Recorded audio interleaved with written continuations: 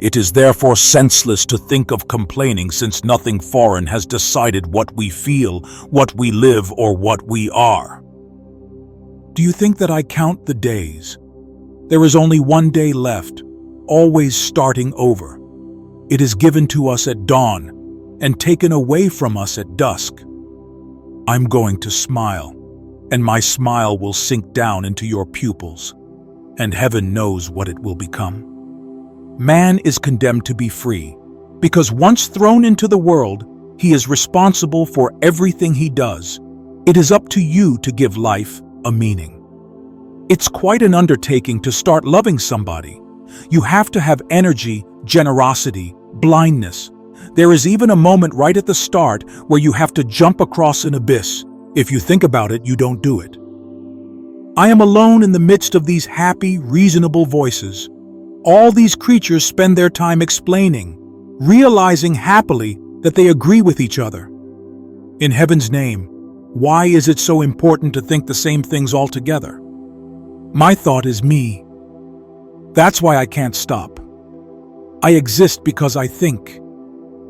And I can't stop myself from thinking.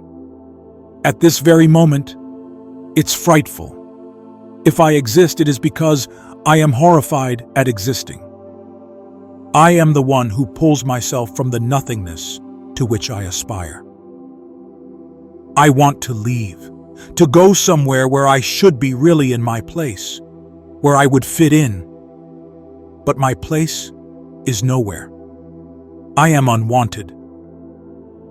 Man can will nothing unless he has first understood that he must count on no one but himself, that he is alone, abandoned on earth in the midst of his infinite responsibilities, without help, with no other aim than the one he sets himself, with no other destiny than the one he forges for himself on this earth.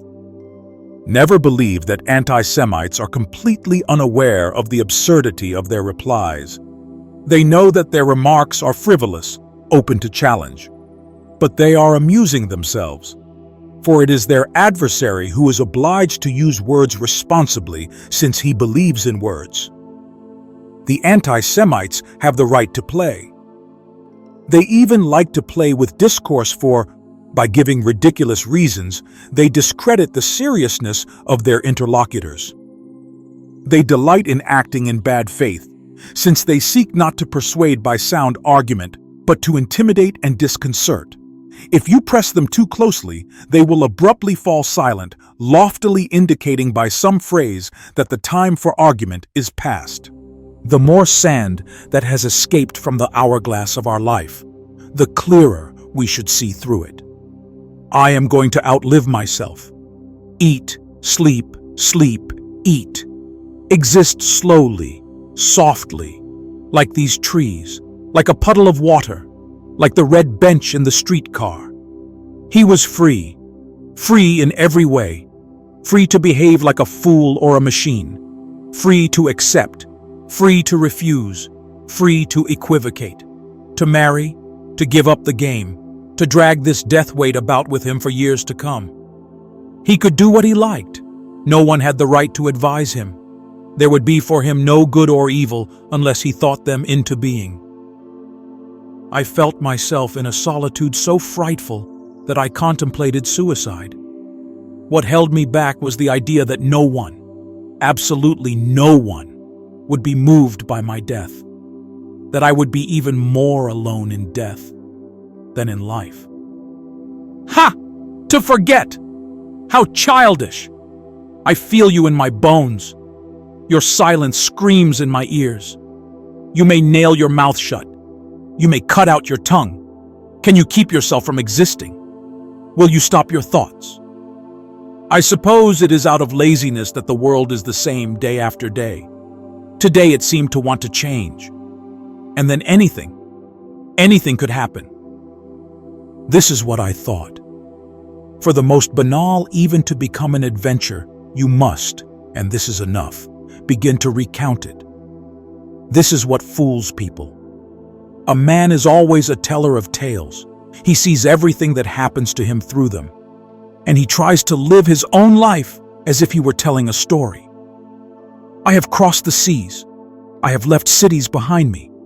And I have followed the source of rivers towards their source, or plunged into forests, always making for other cities.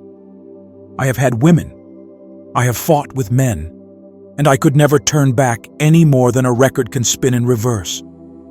And all that was leading me where? To this very moment. People who live in society have learnt how to see themselves in mirrors as they appear to their friends. I have no friends. Is that why my flesh is so naked? I had found my religion. Nothing seemed more important to me than a book. I saw the library as a temple. Nothing happens while you live. The scenery changes. People come in and go out, that's all. There are no beginnings. Days are tacked on to days without rhyme or reason, an interminable, monotonous addition. Through the lack of attaching myself to words, my thoughts remain nebulous most of the time. They sketch vague, pleasant shapes and then are swallowed up. I forget them almost immediately. It answers the question that was tormenting you. My love, you are not one thing in my life, not even the most important. Because my life no longer belongs to me because you are always me. You and me are real people, operating in a real world. We are not figments of each other's imagination.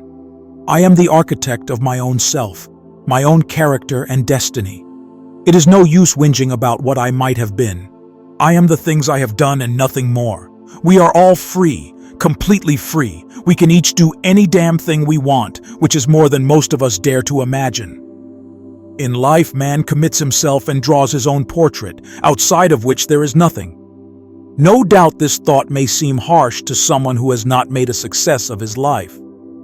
But on the other hand, it helps people to understand that reality alone counts, and that dreams, expectations, and hopes only serve to define a man as a broken dream, aborted hopes, and futile expectations.